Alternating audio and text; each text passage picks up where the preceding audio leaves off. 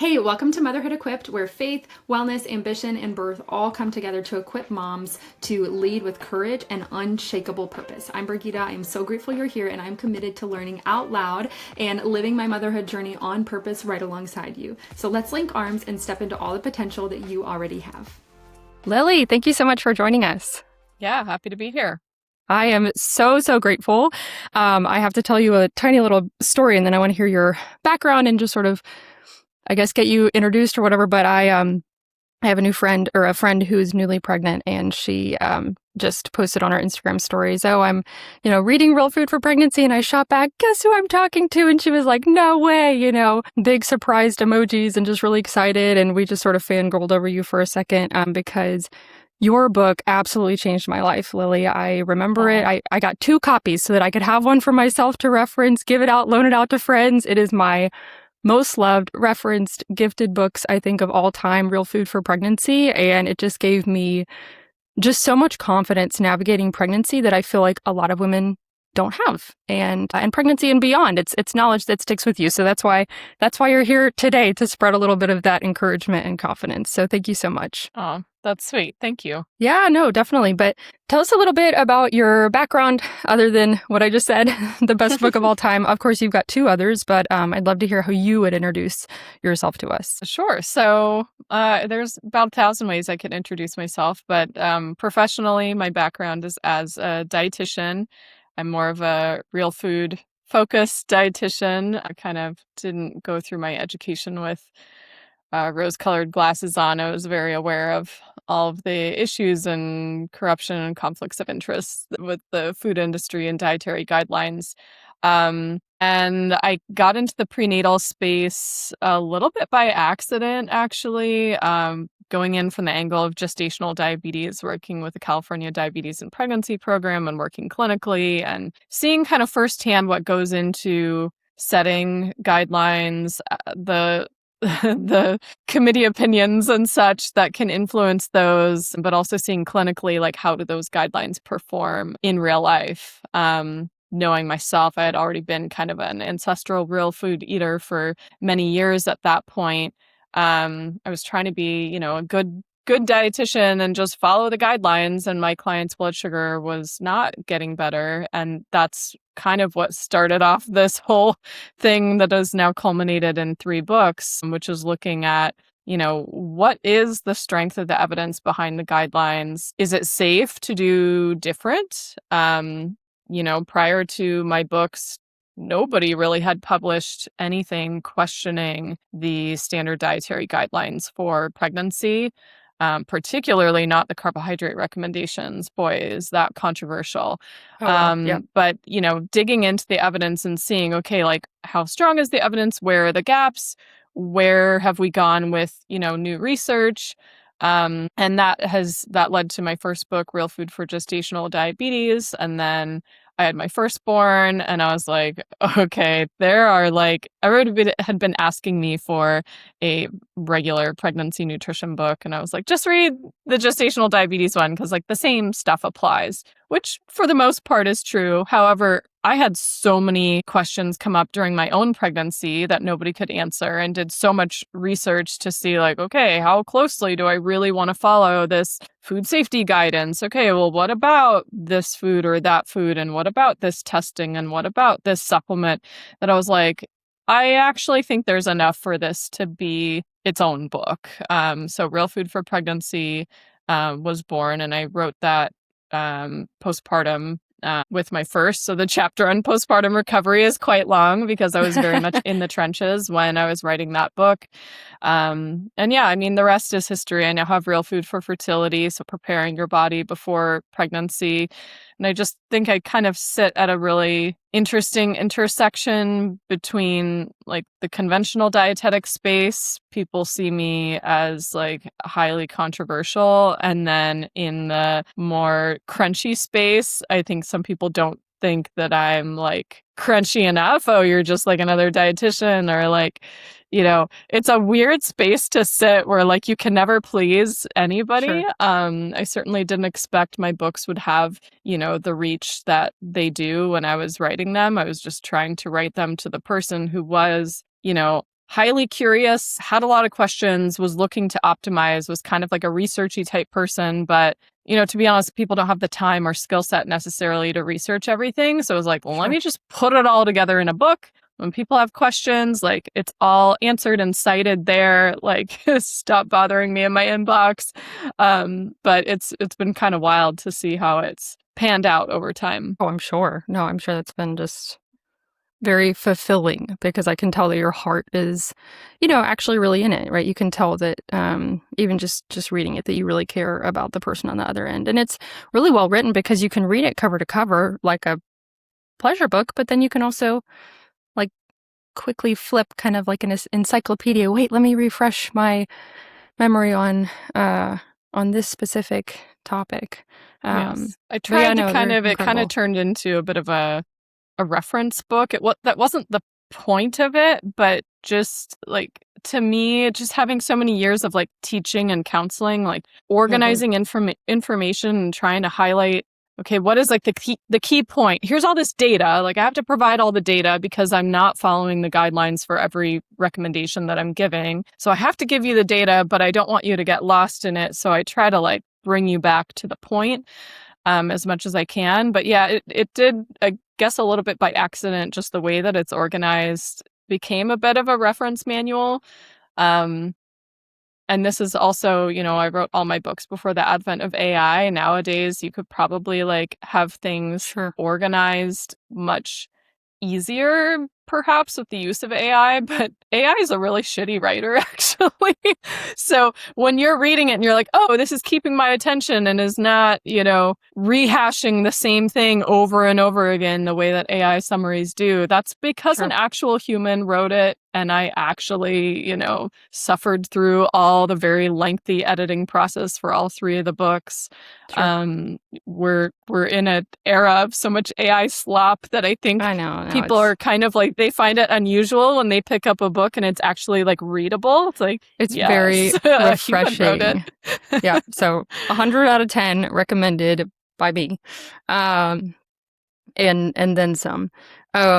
So Lily, I have so many questions for you, kind of pulling from your book. I love this phrase that you use of a nutrient bank account. And I'd love to ask, like, if you have a mom who's hearing that phrase and she's like, oh my gosh, I wish I knew this, 2 years ago before I got pregnant, what is the first deposit that she should make today, even if she's already pregnant or postpartum, kind of feeling like, oh, it's too late? What's the first thing that she should do? Yeah, I get this question a lot. I think partly because my work is focusing on how can we optimize, right? And that can be a never-ending rabbit hole of optimizing. And sometimes we need to take like a step back and just look, okay, what is like the low-hanging fruit opportunity for me today? I even wrote a whole article on my site. Is it too late to make nutrition changes in pregnancy or something to that effect? Because I do get a lot of like, oh, I didn't know this, if only ... It's like, hey, I didn't know some of the really important research on choline in my first pregnancy because it hadn't been published yet, right? Sure. The reassuring aspect, though, is that if you're focusing on whole nutrient-dense foods as much as you can, even if you are starting today to build in, add in a couple things into your diet that are highly nutrient-dense, you're often hitting multiple micronutrients at the same time because food doesn't just have one nutrient. So even though I didn't know that research about choline, I was eating choline-rich foods because I was also trying to get enough protein and enough iron and enough vitamin B12 and so on and so forth that are found in the same foods that have choline. I would say don't waste energy on feeling guilty about what you didn't know, because your nutrient bank account, if we want to call that, is not fixed. It's never too late to start making deposits, to start improving your nutrient status. So for, speaking of low-hanging fruit, one of the low-hanging fruit options is to take a look at where you're at with your protein intake. It's funny. The areas that I need to focus on, or I feel like I need to highlight with people, seem to shift with what is the current dietary craze. And so because so many people are already talking about protein and thinking about it, Sure. perhaps you're already doing that. Historically, that was not the case. Most of the women I was seeing were significantly undereating protein. Our RDA for protein is set way too low for optimal health and certainly for pregnancy and postpartum.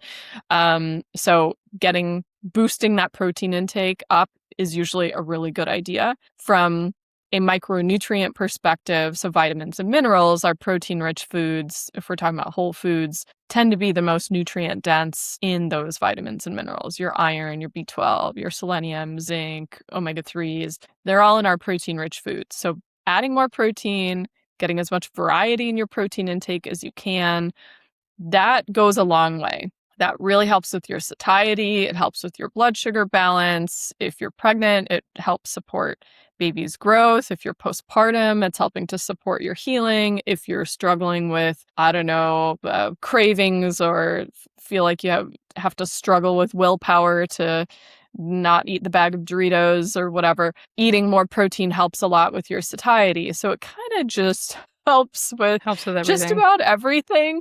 That would be the first place that I would focus. And then from there, maybe you can make some moves toward more specific nutrient dense protein options. So I talk a lot in my books highlighting nutrient dense foods and how they benefit the different life stage that you might be in, depending on the book of mine that you're reading. And so you might look towards making sure you're getting some seafood or fish each week. You might incorporate a small portion of liver or organ meats into your diet each week. You might try to get some eggs with the yolks in your diet. You might try to incorporate some full fat dairy. And there's different nutritional benefits for each of those foods. So I would just start there. Don't sweat the past and just start where you're at. That's really good advice. I love how you highlighted too, making sure you have variety in your protein, because I feel like this whole social media craze of like high protein. I mean, I've seen jokes on there that are like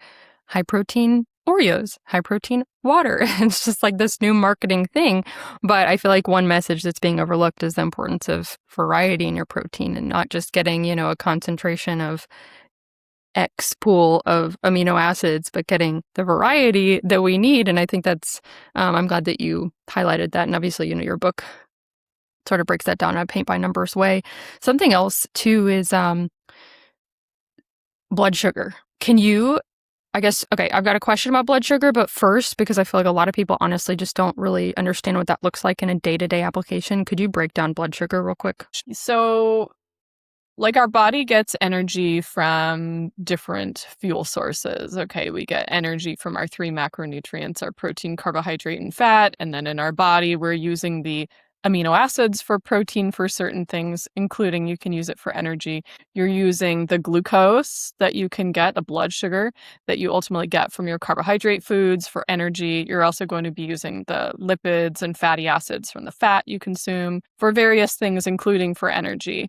Our blood sugar is one of our main fuel sources, and it's something that's constantly in a bit of a balance and a bit of a dance all day long. So when you eat, particularly eating something with carbohydrates, your blood sugar goes up. Your body responds by trying to make use of that energy in some way or potentially storing it for later. Your body really tries to keep it within a pretty tightly controlled range, though. So if you eat a heck of a lot of carbohydrates, especially if it's just, pure starch like white bread or pasta, or pure sugar like you have a soda, you're going to have a really big spike in your blood sugar, and it kind of sends off the emergency alarms in your body. Your body will rush to release extra insulin to store that sugar away, get it out of your bloodstream and into cells. If it's not immediately used for energy, your body will store it for later. Eventually, it gets converted into fat. But in that process of responding to this emergency spike, you usually will crash. And when your blood sugar crashes out, you feel low energy, you might be kind of foggy headed, you might get irritable, you might get anxious, you might get really hungry, and you are back on this roller coaster of your body. The physiological response is to seek something that will raise your blood sugar quickly. So you go towards usually a sugar source or a starch source. So you might have sugar cravings, or that feeling of low energy might go towards caffeine, which even if you're having caffeine on an empty stomach and there's no sugar within, you're having like just black coffee, that actually can raise your blood sugar from a stress response. Your body's just seeking energy wherever it can. So one of our goals for better health, better pregnancy outcomes, better fertility is to try to be conscientious of how our blood sugar shifts after we're eating. And if you're paying a bit more attention to your balance of macronutrients, your fat, carb, and proteins at meals, you won't have as big of a spike and crash as if you're just eating you're only having starchy carbohydrate foods and you're having no protein or fat with it to balance, if that makes sense. So our blood totally. sugar kind of it really determines a lot with how we feel on a day-to-day basis. And, occasional excursions are no big deal. Like, don't worry about occasionally having ice cream or having cake at your baby shower, or you really want a soda one day or something. But it's more of like, how are we doing on a day-to-day basis? Some people are just completely unaware of how those blood sugar shifts affect them until they start kind of dialing in and doing a bit of experimentation with different food combinations and macronutrient ratios. Definitely. No, that was really helpful. I appreciate that. Because honestly, I feel like a lot of us don't understand in the day-to-day application, oh, this is why I'm tired. So I think understanding that blood sugar piece is really important. And I'd love to ask just about this link between blood sugar and, PCOS specifically. So like if you were to talk to the mom who's just been told like, oh, just lose weight, by every professional she's talked to, oh, just lose weight, that'll help with this. What is this piece of the puzzle that nobody's really explaining to her? So I guess I'm trying to maybe get at like, how can balancing your blood sugar maybe help somebody with PCOS? What would you say to that? Yeah, so for anyone listening, PCOS, polycystic ovarian syndrome, is metabolic and hormone issue that can affect women, can affect fertility because it affects how regularly you ovulate. Now, with PCOS, most of the time, not always, there is a component of insulin resistance. So your body has experienced frequent enough blood sugar excursions that your baseline insulin production is quite high.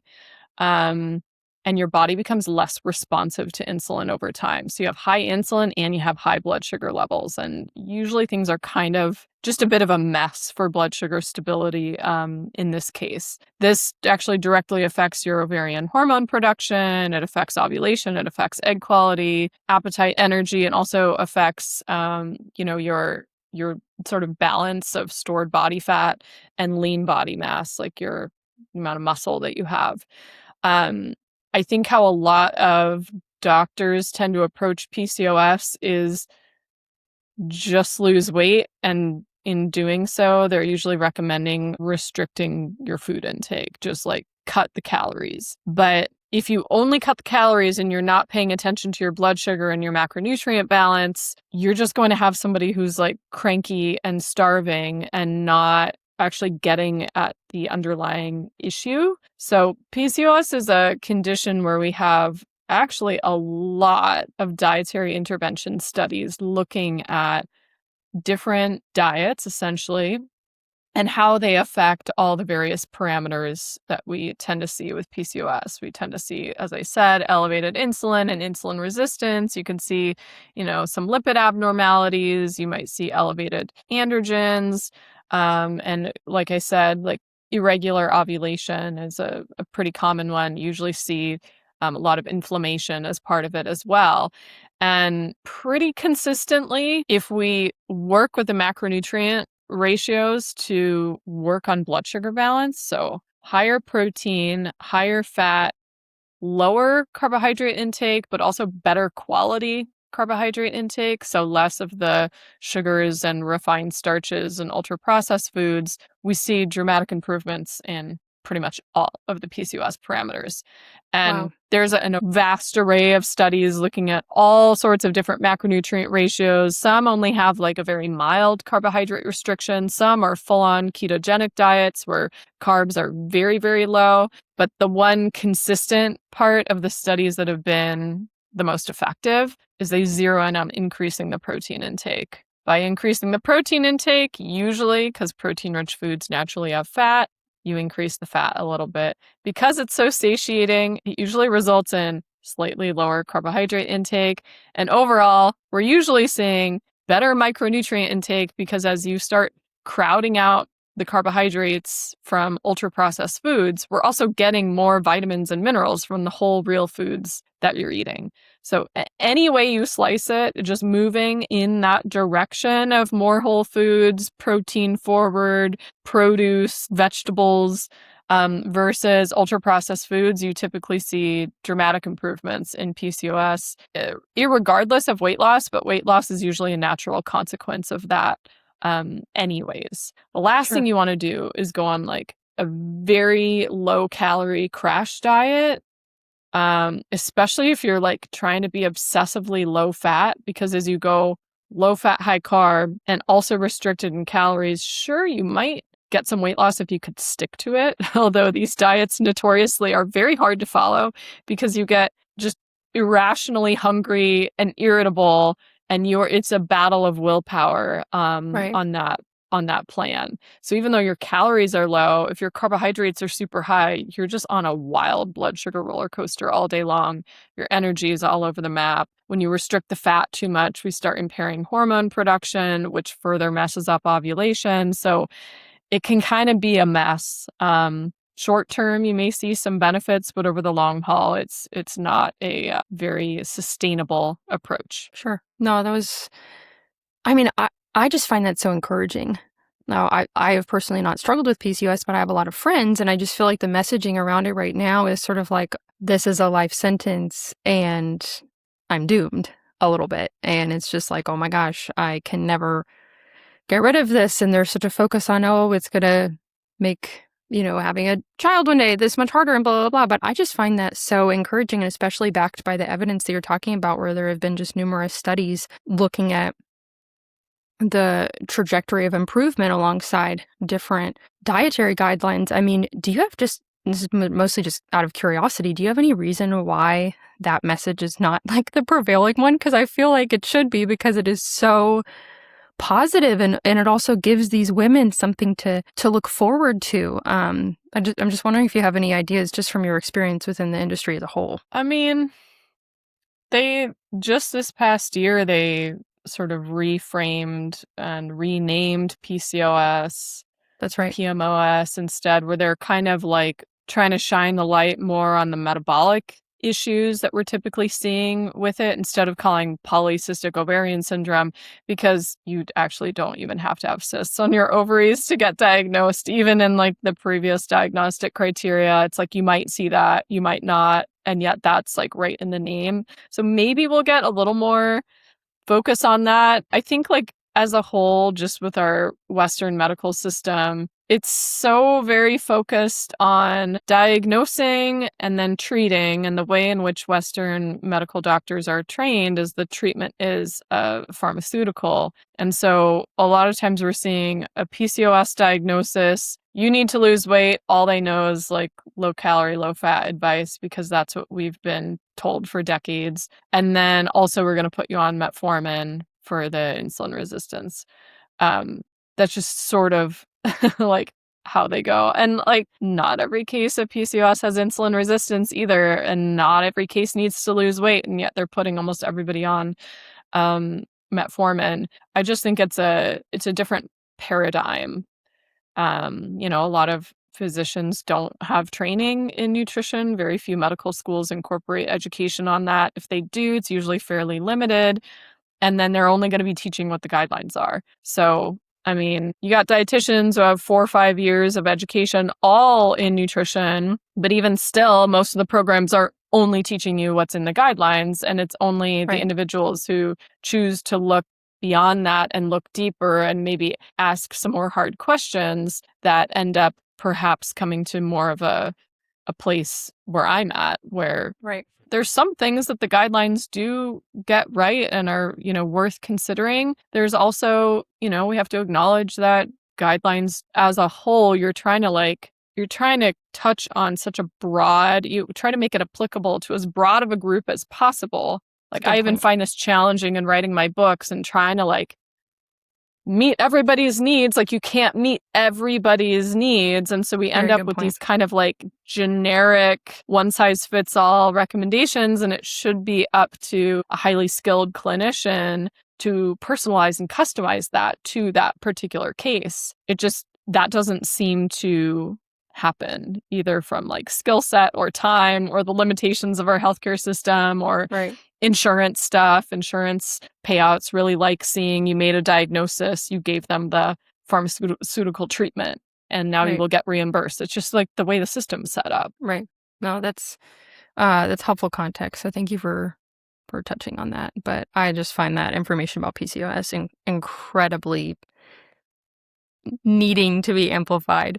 I'd love to ask you about egg quality, because I think that's another area that's just sort of has this okay, well, egg quality is just this mysterious thing that's either luck or age. And I'd love to ask you how much of that is actually within our control and how much is genuinely just genetics. Yeah. So it goes both ways. So age is a major determinant of egg quality. It simply is. The risk of chromosomal abnormalities increase as women get older. We can't completely override, age or genetics with food or supplements. I think we have to be honest about that. We also have to be honest that egg quality is very much affected by the health of a woman, especially her metabolic health. And so, egg development is a very energy intensive process, and the environment surrounding a developing egg is influenced by things like blood sugar and insulin levels, oxidative stress, inflammation, nutrient availability. There's a number of different micronutrients that can play a role. Her thyroid health, how she's sleeping, whether she's smoking or drinking alcohol, and a whole bunch of other lifestyle factors.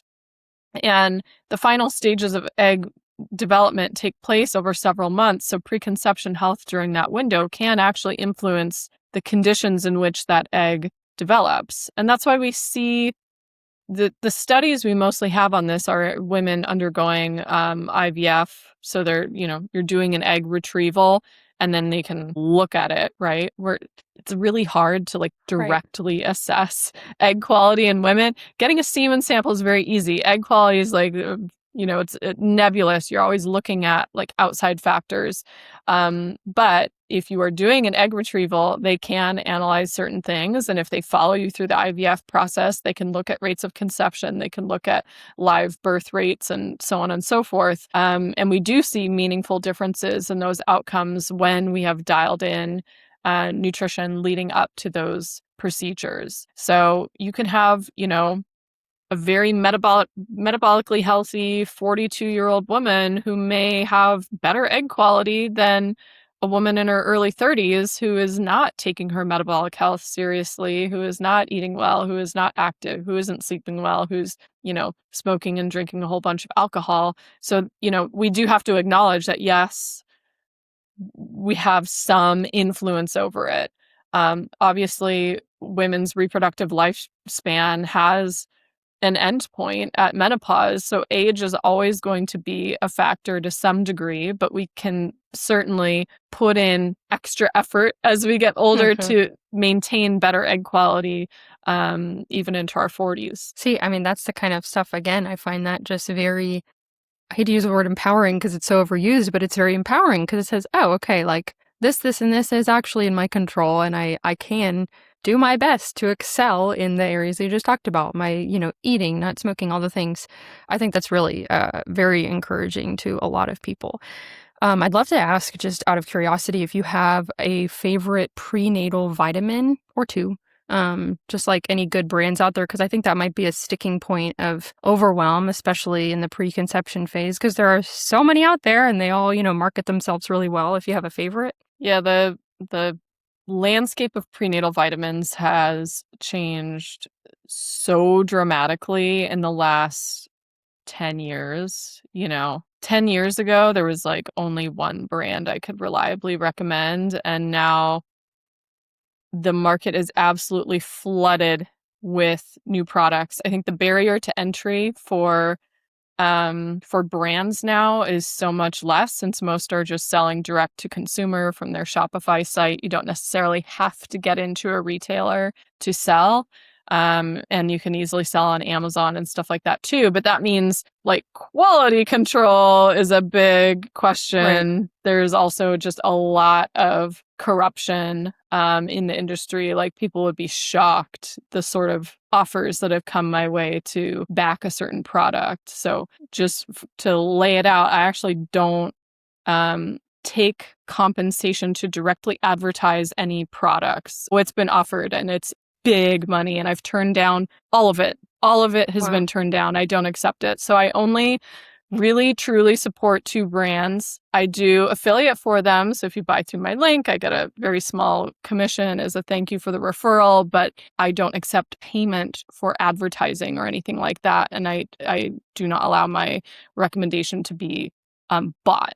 They have tried. Right. People put me on their website even pretending that I endorse them, and I don't, which resulted in huge legal issues. But so there's two brands I like. I like them because they're founded and run by clinicians. Their quality control is really dialed in. Their nutrient levels, the forms of nutrients are really dialed in. And I just have good results. So there's some other brands that may look comparable on the label, but you start running micronutrient panels on your clients and you're like, why are they still deficient in all these things that's supposedly on the label? Like, unless you have a company who's running the appropriate quality control checks to see that their nutrient values are actually matching what is claimed in the product, it can be wildly off. It's like actually kind of shocking. So anyways, supplement industry is a wild west.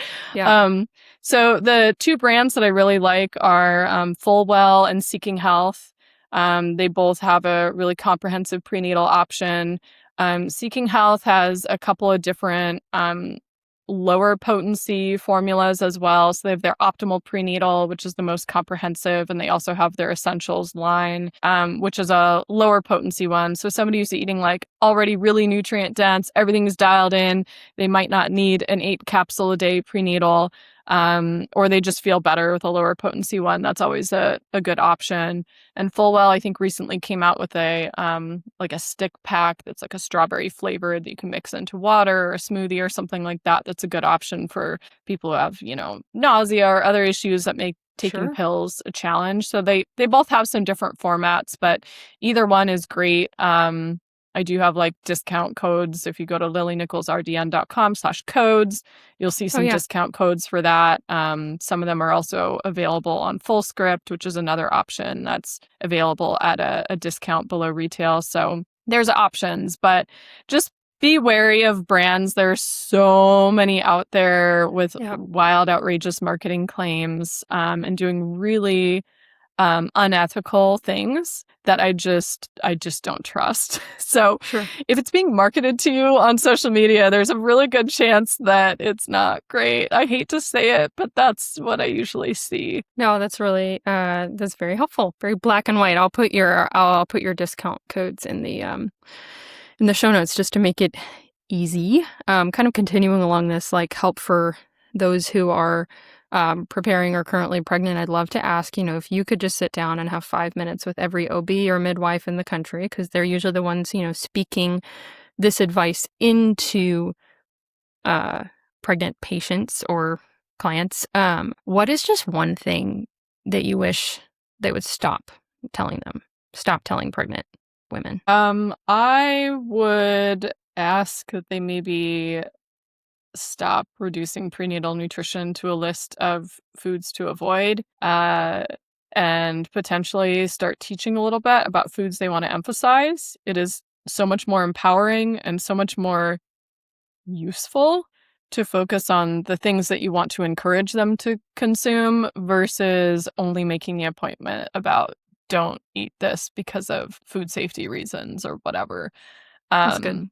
I would also love to retire the phrase, the baby will take what it needs, because, to some degree, yes, like the baby may be partially protected, of course, at the expense of mother's needs. The baby truly will, like, your body will do everything it can and pull from your nutrient stores. But if you don't even have those nutrient stores, the baby's deficient too. Right. We see this with like vitamin B12, for example, and vitamin D. Like if the mom doesn't have enough, you have a baby that's born deficient or very quickly burns through those nutrient stores in the first few months of life. And so we need to be really doing a better job of Yeah.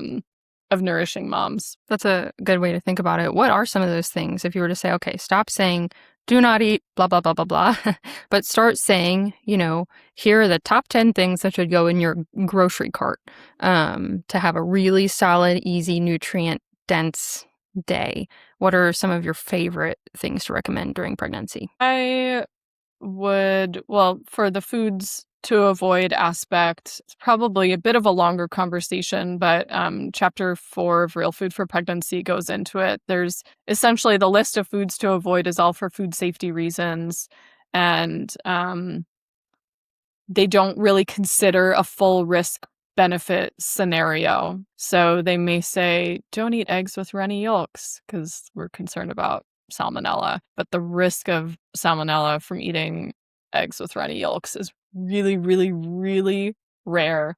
And the risks of deficiencies from not consuming eggs, which unfortunately that's what a lot of people end up doing. They feel like, oh, eggs as a whole are not safe, or maybe they only like, their eggs over easy and now they're not eating them anymore and they're just having oatmeal or cereal or a bagel for breakfast. Then we're going to run into issues with choline deficiency. Their DHA intake goes down, their iodine intake, B12, vitamin D, all these things go down, which have their own carryover consequences. And so what is the risk or benefit there? I think we just need to be looking more carefully at those foods instead of making broad, you can't eat this, focus instead on what you can eat more of. And there's, it's interesting as I have a global audience now, I hear from people in other countries and the list of foods to avoid is very different in other countries. Like in a lot of other places, the concern is placed mostly on raw fruits and vegetables, like no salads, right? Kind of ironic. We're in the middle of this cyclospora outbreak, which is likely from raw fruits or vegetables, most likely salad greens. It's like their recommendations actually track better than in the US. There's no warning against raw produce. The focus is all on raw or undercooked or unpasteurized animal foods. So it's just really interesting. It's just different all over the world. As to the foods to eat more of, I already mentioned eggs with the yolks, highly beneficial, as wide of a variety of protein foods as you can. So your red meat, poultry, fish and seafood, eggs, dairy, nuts and seeds, legumes, like the full gamut of protein foods is fantastic. Fresh produce, maybe like considering what's going on with food safety, you got to make your call there on what you consume fresh or what you consume cooked, but whole food produce, right? Whole fruit instead of juice, for example, you're getting all the benefits of the nutrients and fiber intact and not quite such a concentrated source of sugar as you get with juice. Those would be some of the main things that I would be prioritizing. Super, super helpful. What about your thoughts on caffeine in pregnancy? Obviously, I know you talk about this in your book, but I know that's still just an area where, okay, as an outsider, it seems understudied, or maybe that's just because it's really hard to study, because I feel like some people are like 300 milligrams, some are 2, some are this, that, whatever. And maybe that's just because we want so badly to put a label on it to apply to everybody, but maybe it's just an individual case-by-case basis. I'd love to hear more your thoughts on caffeine in pregnancy. Yeah, so it isn't as definitive as people would want. The more conservative guidelines suggest less than 200 milligrams per day, which is roughly the amount in 1 or 2 small cups of coffee, depending on how strong your coffee is and how large of a cup we're talking about. Keep in mind, like a cup of coffee serving is often like 6 to 8 ounces. Many of us, our serving is more like 12 to 16 ounces, right? So we're talking a size. small cup. Like if you ever go to like an old diner and they serve coffee in those little tiny mugs, like that is what technically from a caffeine perspective is considered a serving of coffee. So throwing that out there. Caffeine isn't automatically off limits in pregnancy, but it is something I think is worth being mindful about because caffeine is metabolized more slowly as pregnancy progresses. The challenge with caffeine content, as I mentioned with coffee, it varies so significantly based on how it's brewed and how much beans you're using, or if we're talking tea, like how much tea, what type of tea, again, how strong is it? And there's individual responses in how caffeine is metabolized. So we see some people who metabolize it really poorly and some people who metabolize it fine, and it's kind of hard to know.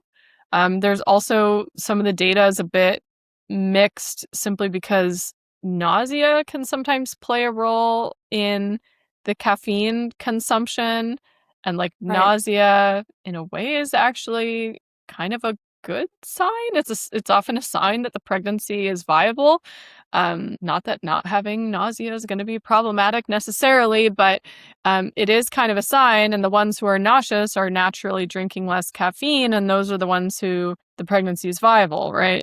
So Right. like it gets all intermixed. And the women who consume more caffeine are more likely to be ones who smoke and drink alcohol, right? And so it all gets a little bit difficult to completely separate out. And I don't know that we'll ever have something like a randomized controlled trial where they're going to assign a certain amount of caffeine versus no caffeine. There's things that get into this like ethical gray area with research studies. So my recommendation, I think conservatively, try to keep it below 200 milligrams of caffeine per day. I also am just such a big fan of being mindful about the symptoms your body is relaying to you. And if you feel garbage consuming caffeine or consuming things from certain caffeine sources, then don't drink it, right? Like I am one of those people who I do fine with black tea, but coffee is kind of a mess for my system. It always has been. I've tried on and off at different points in my life. Oh, in college, I'll start drinking coffee because that's like what adults do, or I need to do it to stay up late and study for this exam. Like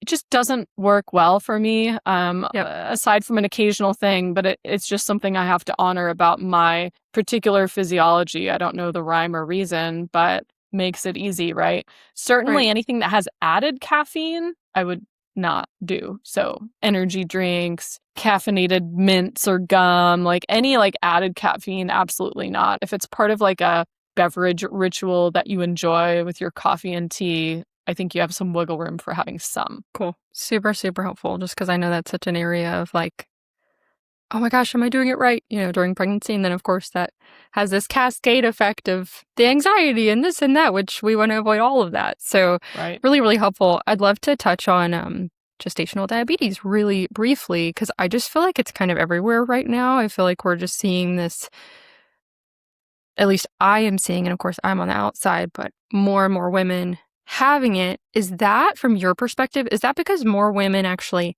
have gestational diabetes? Or because we're catching it more because we know what to look for, or is something else going on? Like, what can we know to also sort of avoid it? But you've touched on that a lot with the nutritional aspect. Yeah, it's both. We're both testing for it more. Like universal screening wasn't always a thing. Now it's recommended in every pregnancy.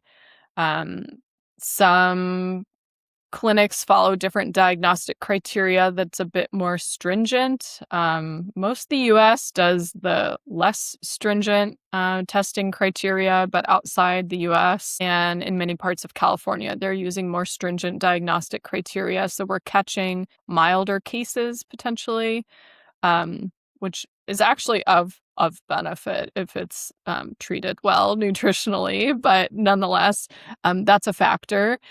The other factor is that a lot of gestational diabetes cases really aren't a pregnancy-induced blood sugar situation. Rather, it's a blood sugar situation that was going on pre-pregnancy that we are simply identifying in pregnancy. So when you look at the population-wide statistics on the increased rates of blood sugar issues and type 2 diabetes and insulin resistance, decade on decade, we see that increasing over time. Therefore, that's also increasing in women of childbearing age. And many of us are not screened outside of pregnancy. Maybe in pregnancy could potentially be the first time in our life that we've ever had our blood sugar tested, or certainly ever had a glucose tolerance test. So we're catching the issue while you're pregnant. The issue is already there in many cases. So we have a little more research looking now at like different subtypes of gestational diabetes, because it can present very differently. And the vast majority, at least 60%, are cases where there is pre-existing insulin resistance. Really interesting. Wow. Well, on that, actually, I would love to ask if, just what your top tests are that you would recommend for somebody, ideally, before getting pregnant, what we can ask our doctors for to order for us, or during pregnancy. I feel like a lot of people don't get tested at all, but what are your favorite things to test? There are so many out there, the Dutch test, the this, the that, whatever. Like what are some of your favorite things for us to ask for? And if we're talking preconception, like the lab tests recommendations are going to be different. If you're already pregnant, there's some things where we don't have defined reference ranges for them in different stages of pregnancy. So much is changing with your physiology that non-pregnant reference ranges don't always apply to pregnancy. And if we haven't even tested it, it becomes a bit of a black hole. So my list for during pregnancy is shorter than outside of pregnancy. Outside of pregnancy, you're in maybe the trying to conceive phase. Some of the more basic tests are actually highly valuable. So getting blood sugar and insulin testing done, there's an array of different ways to do this, but fasting insulin and fasting glucose can be very helpful, and a hemoglobin A1C. You can go the route of doing something like a glucose tolerance test. There's a whole bunch of caveats and things you want to be aware of with false positives and false negatives on that test, but fasting blood sugar, insulin, and A1C would be a pretty good peek into what's going on under the hood with your blood sugar and insulin levels.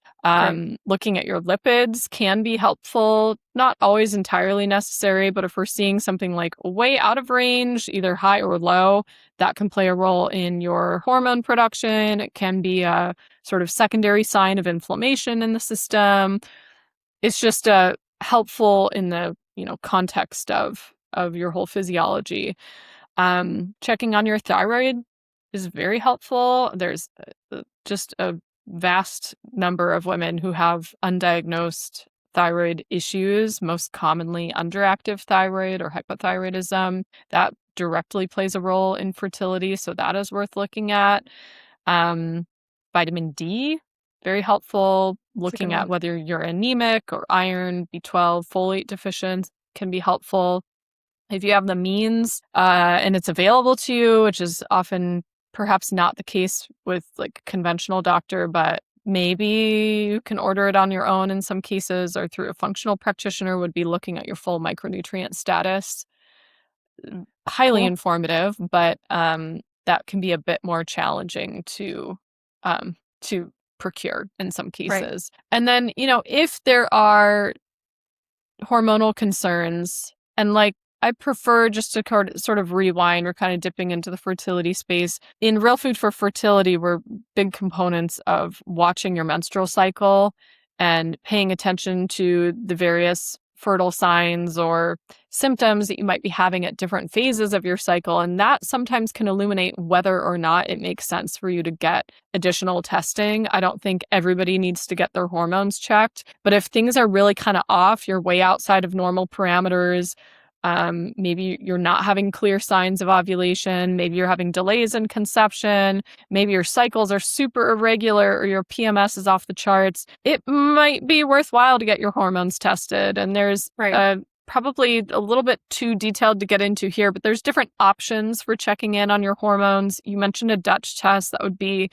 probably a more advanced and illuminating kind of test to get done, but that might not always be available through a conventional provider. And of course, there's a higher cost associated with that versus checking in on your, say, estrogen and FSH and progesterone at the appropriate time points in your cycle. So There's a lot. There's more than what I just mentioned, but like if you go in order of like the ones that I mentioned first, like those would be the ones I'd give top priority. And as you kind of go down the list, maybe there's other ones that you may want to get. And certainly if you're having fertility challenges, like there may be many things outside of the realm of nutrition that your fertility specialist will want to check on, like examining the uterine cavity, and is there a tube blockage? Is there like, what is going on? Are there fibroids?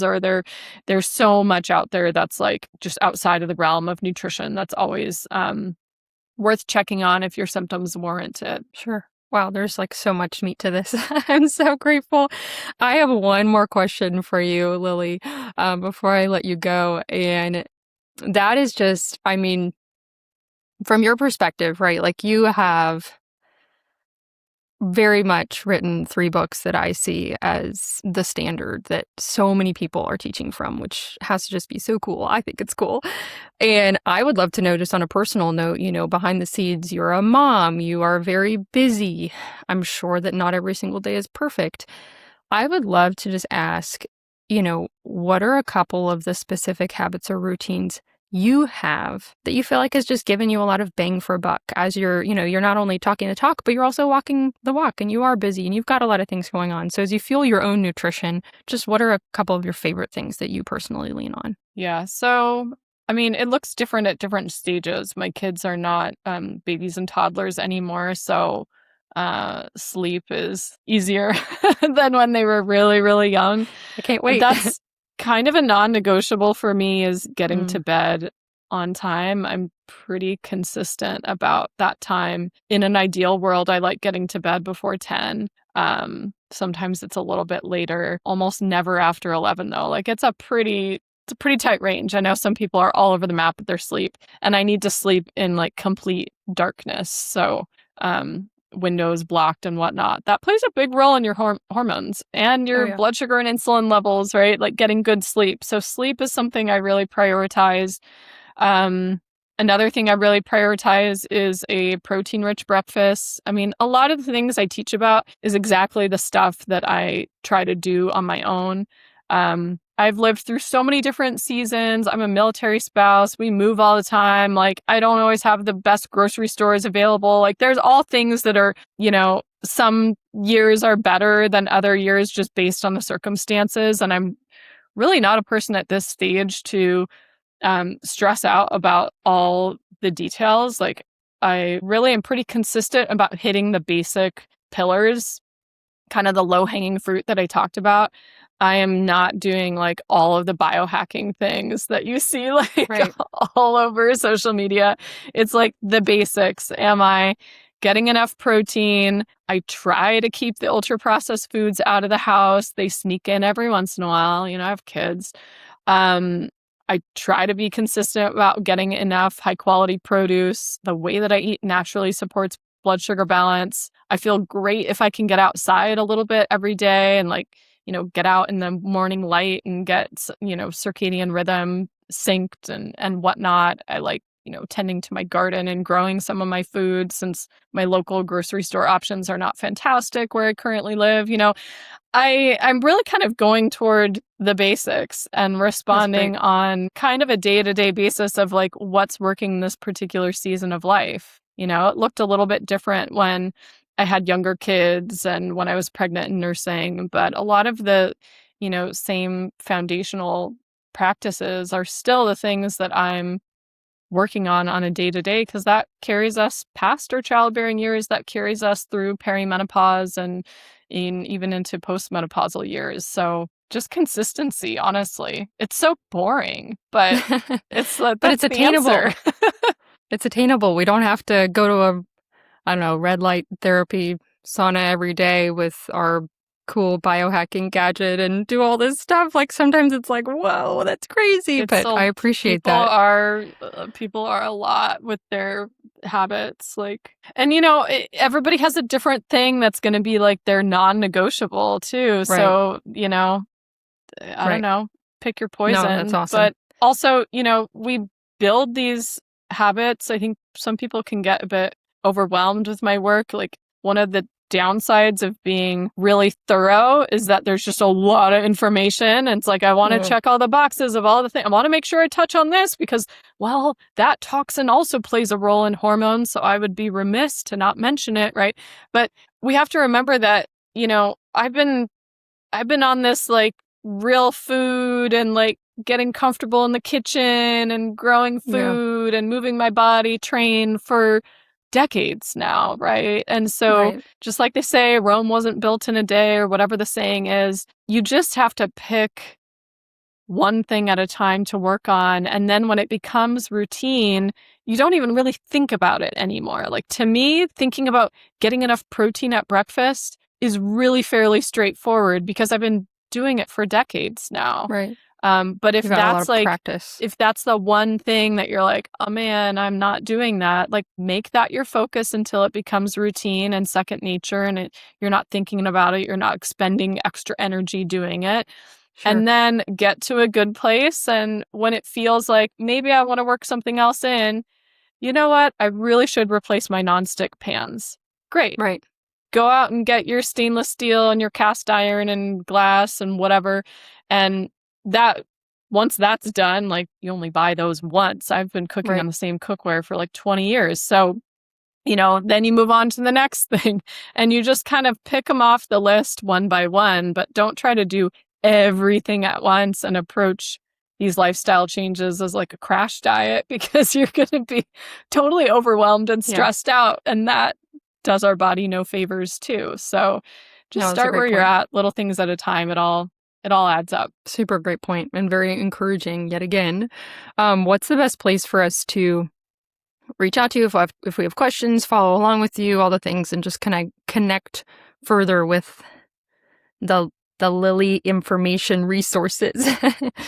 Well, I mean, certainly my books are a good place to start. You can find those on my website, lilynicholsrdn.com/books, or just look at the menu bar. I tried to organize my site with a very clean menu bar so it's easy to navigate through. So lilynicholsrdn.com. My blog articles are up there. I mean, I have been writing for well over a decade, so there are hundreds of articles. There's no paywall on my articles, by the way. So use the search bar and find articles. You want to read about protein and pregnancy, there's an article on that. You want to find recipes for postpartum recovery meals, there's an article on that, right? And it's all free. So take advantage of those. I also give away the first chapter of Real Food for Pregnancy for free and Real Food for Fertility for free as well. I have a free video series on gestational diabetes. I just have a lot of free resources, not to mention like the hundreds of podcast interviews I've done. They're all on my website. If you go to the press page, you'll find all the podcast interviews. Go to the freebies page, you'll find all the free stuff. So have at it. As far as social media, you can find me the same handle as my website. So Lily Nichols RDN. I have a love-hate relationship with social media, but you'll mostly find me on Instagram. I'm on some of the other platforms as well.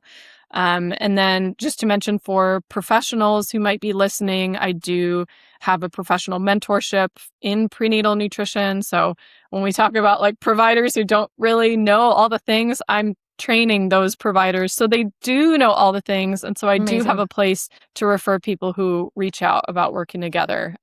So the Institute for Prenatal Nutrition is where I do that. I have a whole bunch of other continuing education opportunities for dietitians. So I think that's it in a nutshell. No, really amazing. And Lily, I just am so grateful for all that you do, all the work that you do. It really, you just said, you're like, free this, free that, free this, free that. And obviously, you've put so much work into that, I can't even imagine. But I truly believe that you've just been a critical catalyst in this movement of women feeling confident in the driver's seat of their health and wellness decisions, not just for them, but also for their families. So I just think there's an incredible ripple effect there. And I'm so thankful. So thank you for being here and sharing some of your time with us. Yeah, that means a lot. So thank you. This was fun. No, of course. Thanks so much for listening to Motherhood Equipped. Remember, you don't have to have it all together. You just have to be willing to bet on yourself and then trust the Lord every step of the way, walking boldly in the purpose He has for you. I remember very vividly searching for my first podcast related to motherhood when I was in the depths of postpartum after having my first, and I would have never found the encouragement I needed had the podcast I found not had enough reviews to show up in my feed when I searched. So I'd love to ask if you would pass this gift along to another mom needing encouragement and leave us a review so that we show up in other people's feeds, and also just share this with one friend who comes to mind. Thanks so much.